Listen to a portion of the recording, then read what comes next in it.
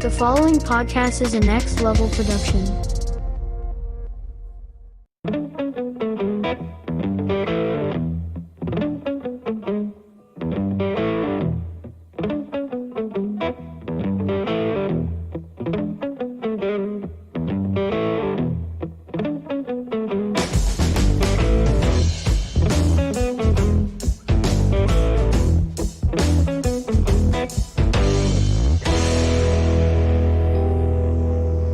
What's going on, everybody? Ben back here bringing you another Spotlight Session edition of the Wilhelm podcast. And I apologize that I've been away for a little while. I've had some things going on, and I've been working on some new things for the show, but I can't think of a better way to come back with the show than this particular episode. My guest in the Spotlight series this time around, he is an award-winning producer, director, screenwriter. My guest is Brannon Braga, who you would know from Star Trek: The Next Generation, Star Trek Voyager, 24, Terra Nova, Salem, The Orville, Cosmos, and now he joined me this time around to talk about the new series premiering on Peacock. It's a Peacock original. It's a 6-part docuseries called The End Is Nye with Bill Nye. And let me tell you, I watched the first 2 episodes of this. I had screeners that I was able to watch before talking to Brennan in preparation for this. And I watched the first 2 episodes before speaking to Brennan. And I was so engaged with this series that immediately after I finished speaking with Brennan, I went and I knocked out the last 4 episodes. And so I got through all 6 in a day. It's an amazing series. If you are a fan, if you were a fan of Bill Nye the Science Guy or Bill Nye Saves the World, or just a fan of Bill Nye, you're going to highly enjoy this series. It's more for adults. And let me tell you, it's serious but hopeful, and that's one of the reasons why I absolutely loved this series. And I plan to watch it again, especially after it premieres again Thursday, August 25th on Peacock, exclusively on Peacock. So this coming Thursday, or if you're listening to this after this Thursday, it's already out. So go and check it out. New things coming to the podcast, as I mentioned before. Some of you might be watching this. If you're listening to this, there's now video available for you to watch it. So going forward, every podcast is going to have a video version available to watch on YouTube and Twitch. So that includes the top 5 formatted episodes and celebrity conversations. If the celebrity is okay with the video, we'll have a video version of it. But video versions of everything going forward. So if you're watching this right now, hello out there. If you're listening to it, I encourage you to check out the video versions as well. Make sure you're following the podcast on social media at Wilhelm Podcast on Instagram and Facebook. I'm stumbling over my words and I apologize. Again, first time back in a little bit after a break. WilhelmPodcast.com is where you can go to find all the places you can subscribe to the podcast. So if you're not already, I highly encourage you to do so. And of course, going forward, the video versions you can follow on my Twitch stream, my personal Twitch stream, which is twitch.tv/IamBenBeck. While you're at it, if you want to follow my personals, I am Ben Beck on Instagram and on Facebook as well. And of course, the new YouTube page that will be set up by the time you're hearing this is youtube.com/Wilhelm Podcast. So very easy things to remember. This conversation with Brennan was absolutely fantastic. I'm so excited that I got the opportunity to speak to him, as he's been a part of so many things that have built my love for science fiction. We got to talk about Cosmos, we got to talk about the Orville, which anybody who knows me knows I'm incredibly passionate about that show and my love for that show, my admiration for that show. And now this one, The End Is Nye with Bill Nye. And I'm happy to say that I believe Brennan is probably going to be coming back on the podcast as well, so we can talk more. We can talk Trek, we can talk Star Trek Generations, Star Trek First Contact, and so much. All the projects he has a hand in. Special thanks to the wonderful people over there at NBC and Peacock for getting this set up and allowing me this opportunity. Hopefully, I look forward to working with them more in the future. But in the meantime, please enjoy this amazing conversation with director, producer, and screenwriter Brannon Braga. And for those of you still watching the video, here's a trailer for The End Is Nye. Greetings, Bill Nye here. Welcome to the Disaster Institute. Earth is constantly on the edge of disaster. Viewer discretion is advised. Why is it that every disaster movie begins with someone in power ignoring a scientist? People are sick of all the doom and gloom. Because it happens more than you might think. This is gonna really suck. Guys, it doesn't have to go down that way. Together, we can save Earth with science. Join me as I take on 6 world-ending disasters. Each one leading to my imminent doom. Brace yourself! So, yeah, I guess you could say I really am dying to save the world.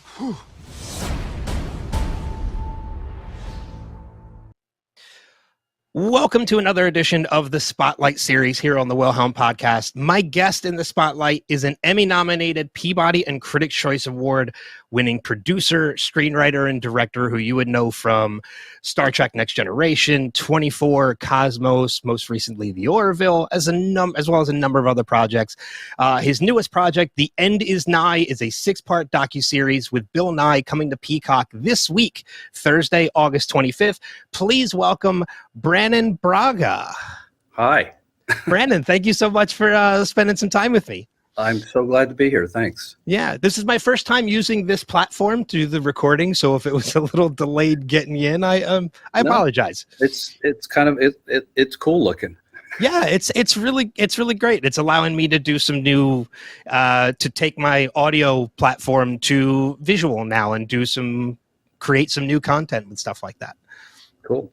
So I have to say, to start things off, it's a great pleasure to get to speak with you, because I know I'm not the only person that feels this way, but you have been a part of so many projects that have basically culminated in my love for science fiction and science fact, as a matter of fact, in the same way. I mean, Terra Nova, I was a big fan of that show and was really disappointed when it got canceled. Cosmos, both seasons of Cosmos, that you did with Dr. Tyson, and then most recently The Orville, which I want to spend a couple minutes with you on that, obviously, before we get into The End Is Nye. But, most of the work that makes up your body of work, a majority of it seems to be science fiction and the docuseries, surrounding science, as I mentioned. What kind of drew you to that genre as a writer, screenwriter, director? Well, I had an interest in science fiction from an early age. I mean, science fiction has been a part of movies since the dawn of cinema. I mean, One of the first movies is a rocket hitting the moon, which is a big face. I can't remember, French filmmaker, maybe the Lumiere brothers. I can't remember, but science fiction is a great way to explore all sorts of different stories and themes that are extraordinary and take it out of the realm of the ordinary. And it's just more fun. I was a big Twilight Zone fan growing up because, as I would learn later, I just loved the writing. I realized what set that show apart was Rod Serling, and that made me want to get into writing. Yet you can kind of see a little bit of that influence too with Cosmos and now The End Is Nye, because it is kind of similar in that aspect. But you mentioned Rod Serling, kind of being the host of the stories that are being told, and now that's very similar with with Dr. Tyson, with Cosmos, and now Bill Nye with The End Is Nye. Particularly The End Is Nye, where I would joke around on the set that he's Bill Serling. He's kind of taking you into this some dark, disastery storylines. Yeah, for sure. I mean, you can definitely see the influence in that now that you mentioned the Twilight Zone as well. I mean, the Cosmos in itself had such an impact on me, because I'm the same way. I've always been a fan of science and science fiction, and I know exactly the movie you're talking about. I just can't remember the title of it. I've seen it. I've seen the colorized version, and it's a relatively short film, I think, too. I think it's only a couple minutes long. But Cosmos introduced me to that world of Cosmos. I mean, I had only heard of Carl Sagan coming up through high school, and then getting to see Cosmos and dive into that world, both with Space-Time Odyssey and Possible World. It actually made me go back to watch the original series with Carl Sagan. And I've rewatched not only the original series, but both of the most recent series a number of times. And it still blows my mind every time I watch those series. And I think I still pick up on something new almost every time I watch it. I was in high school. I think I was a freshman when the original Cosmos came out with Carl Sagan, and it had such a profound impact on my life. It sparked a lifelong interest in not just astronomy, but science. It made me realize what critical thinking was. It gave me a lens through which to see reality more clearly. I didn't really understand what science was until I saw that show and I listened to Carl. And I'm so lucky, and it's so surreal to me that, a couple decades later, I'd be making the new one with Ann Druyan, who co-wrote the original with Carl. She was married to Carl. And it was really a great responsibility to not screw it up. I can imagine. A lot of pressure. We captured the feeling that I had watching the original, which was oftentimes would almost move you to tears at how awesome the universe, how magical and amazing the universe is, and the awe that it inspires. It's just a certain feeling, and I think we accomplished it. Yeah, you absolutely did. I mean, I can think of one thing just off the top of my head now that really kind of did the same thing to me, the same effect you had watching the original. Me watching the new series that you were a part of is the whole cosmic calendar, and how our lifetimes are such just a small, like a second of that calendar of a year. Like it's so awe-inspiring, and it's almost tough to put your head around how realistic that actually is. And it kind of, it does. It draws an emotion. It does. It's humbling. It's mysterious. It's awe-inspiring. It's a mixed. It's just a feeling that's hard to pinpoint. By the way, the cosmic calendar was in the original, and what we did was we brought it into the modern day visual effects realm and did something even more spectacular with it. But it was, I remember the original Carl Sagan with the original cosmic calendar, and he and Ann Druyan were such geniuses at coming up with ways to convey big science. How do we convey the long passages of time? Because we don't think that way. And they came up with the calendar. It was just genius. Yeah. And yet humanity is a fraction of a second at the very, very, very end of the calendar. Yeah, it's like I remember just that first episode of watching that before I had watched the original series. As I mentioned, I went back and watched it afterwards. Yes. It was just so awe-inspiring to me that, like, from that episode on, just starting off with that, I could not wait to dive into it. And then I got so excited when the second series was announced and came back. So, I mean, I applaud you on that, because again, like, as I mentioned, you've been a part of so many projects that have been part of my love for science and science fiction. By the way, you saying that makes it all worthwhile. Truly. Yeah, I'm glad.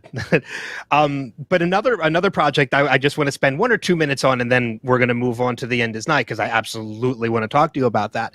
I have to mention the Orville. Like, I am anybody who knows me knows I'm such a massive, not only fan of that show, but I've been a huge cheerleader for that show. I have gotten so many of my friends to give that show a shot, and those people have grown to love the show as well, that we were so excited for season 3. And then season 3, you just blew 1 and 2 out of the water. I mean, season 3 was incredible. Thank you. That was Seth's vision. When he wanted to move the show from network television to Hulu, so that we could do longer episodes. I had no idea what he actually intended, which was to make a movie every week. Yeah, it's like 10 movies. Yeah, and I mean, like a couple of them are not like almost 90 minutes long. They are, but the storytelling, it's not just the visual effects are feature film quality. I think the next to last episode has the biggest space battle I've ever seen on television, and has more shots in it, visual effects shots, than an average Marvel movie. It's just, but the emotional scope of the storytelling is what I'm most proud of. I think I got emotional and teared up almost every episode of season 3. And almost every episode, if not every episode. Yeah. I mean, the episode with Gordon going back in the past is probably my favorite episode of the 3rd season. But in addition to being one of the executive producers on the series and one of the writers on the series too, I kind of credit you as far as the show in directing as well, because I know you directed a number of episodes in the 1st season. And one of the things I would always tell people when I was cheerleading for the show and telling them to watch it, I would always tell them you have to get to the 3rd episode, because that 3rd episode about a girl, I think really solidifies what the show was about to become. That's such a very keen insight. And I don't know if you're aware, that episode was originally like episode 8 or 9 in the season, and Seth wanted to pull it up to air as soon as possible, because he was like, this is what the show is, and people need to know this as early as they can. So he moved the show up to episode 3 for that very reason that you're saying. And it's going to be like, people are going to accept this or they're not, but they need to know that this is a serious science fiction show, that we're not making fun of science fiction. Mm-hmm. Yeah, and that's exactly what I got from watching that episode, and what I tell people when I get them to give the show a chance. I'm like, 1 and 2 are kind of establishing of the characters and what we're getting, and the show definitely has humor going forward. But that 3rd episode, as I mentioned, that you directed, that really sets the tone for what the rest of the show is going to be. And of course, that storyline turns out to be one of the great storylines. It continues all the way through season 3. Yeah, it's pretty awesome. Yeah. I know we're limited time, so I definitely let's dive into The End Is Nye. Yep. Because I definitely want to talk about that. It's a Peacock original 6-part docuseries releasing this week, as I mentioned, this Thursday, August 25th, exploring both myths and realities from natural and unnatural threats. I had the chance to see the first couple episodes already. I'm really looking forward to finishing the rest of them. As I mentioned with Cosmos, this is not your first foray into this. Where did the idea for this series come from?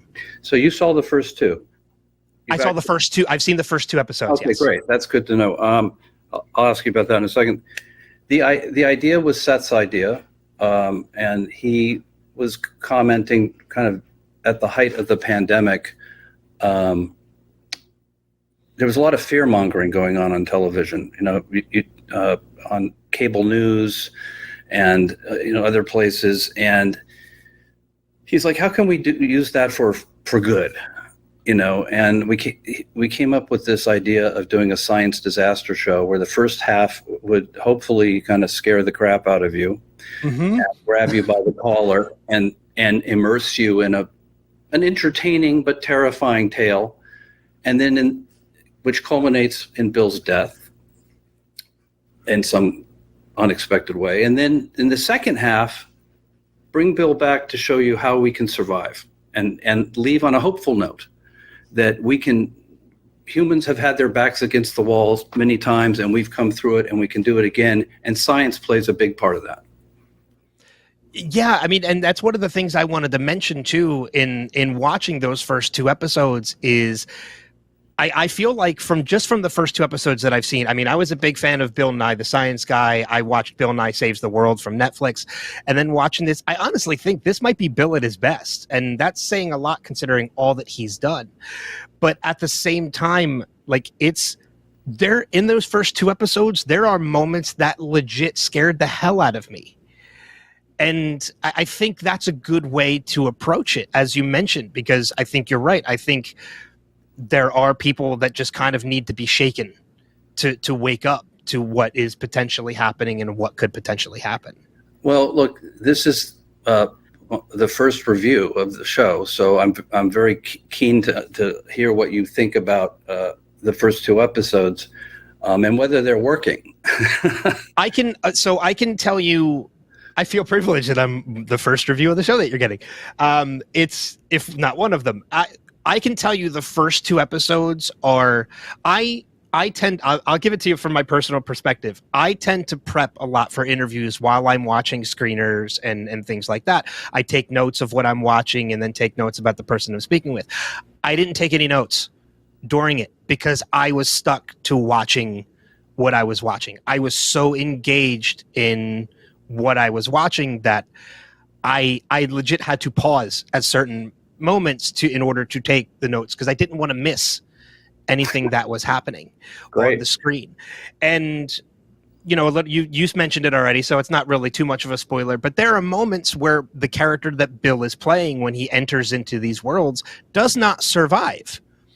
And that kind of shook me a little bit too, in the fact, like, the first episode he makes it through and you think it's like a fun, he sits up after being taken out by a massive wave. But then in the second episode, he doesn't make it. He's sitting in a car, spoilers. Yeah, exactly. And it kind of gave me a sinking feeling in my stomach, but in a way that, like, yeah, we really need to pay attention to what's going on. But then when you have those moments like that where, again, like, he doesn't survive, it's great to have that hopeful moment where he comes down the escalator, enters the lab, and now we're going to talk about how we can fix this. Well said. What we can do to fix this. Well said. And, yeah, I mean, I'm such a fan of the show, and, like, I'm already after 2 episodes, and I can't wait to not only watch the remaining 4 episodes, but just like Cosmos, go back and watch it again to see if there's anything new I learned the second time around. Yeah, there's always a tidbit here and there that you miss, and I try not to put too much in there so it's overwhelming. Sometimes if you're just throwing information at people, it's not effective. It's always better if it's in the context of a story. And hopefully a story with some emotional value, because that's what sticks in people's minds. Yeah. I mean, and there's things that, like, I consider myself a relatively intelligent person. As I mentioned, I watch a lot of science documentaries as well. I watched Cosmos a number of times, just to keep throwing that one out there. But I've watched a number of other documentaries that I've seen before. So anytime that there's a documentary or a docuseries presented to me in which I can learn new information that I didn't know before, I automatically consider that a win. So I learned more about Old Faithful and Yellowstone National Park that I didn't know. I had no idea that area, again, this is a little spoilery for people who haven't seen it yet, but I had no idea that area was as massive as it was. Yeah, Yellowstone's huge, and it's basically one giant volcano. Yeah, and that's something I didn't know. That's why there's stuff bubbling to the surface. That's why there's steaming pools, and that's all volcanic activity. And it's really pretty until the day eventually, hopefully not in anytime soon, if that thing blows, it's the end of the world. Yeah. Yeah, and you project that incredibly well in the series as well. But again, the hopeful moments and everything that follow it up about how not only can we kind of somewhat prevent this, but how can we use these natural disasters to our advantage as a humanity? That's right. At the same time, using that volcanic energy from Yellowstone, that it could basically power the entire continent. That's right. It makes you think, why are we not doing this? Yeah, geothermal energy is something that I didn't know a lot about. And I'm like, this is ridiculous. Like, this is a boundless, free source of energy that actually is being used. It powers Iceland, essentially. Mm-hmm. They're obviously have a lot of volcanoes, but hopefully people and young people are inspired to look into this and other things that the show depicts. There are ways to benefit from volcanoes. They don't have to be just destroyers. Yeah.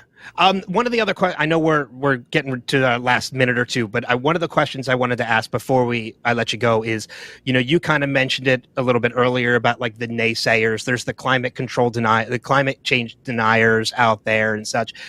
Did any of that have an impact on when you were developing this series? Like, what are these people going to say? Or did you basically just say, you know what, to hell with those people, we're going to make the series we want to make, naysayers be damned? Well, the thing about disasters is they can't be denied. I mean, they're happening. Mm-hmm. And what we're trying to do is not proselytize. We do depict some naysayer people. Seth MacFarlane's cameos usually are in the form of some jerk who's making the situation mm-hmm. worse. But we just want to present the facts of what's happening that we know to be true, thanks to science, and ways that science can help us survive better as a species. I don't know why anyone would want to deny that course of action. Yeah. And that's really what we're hoping to do. And is it a science show? Yes, it's a science show in the guise of a disaster movie. And I hope that that's going to bring people in and keep them watching, so that they can learn what we're trying to teach. Yeah.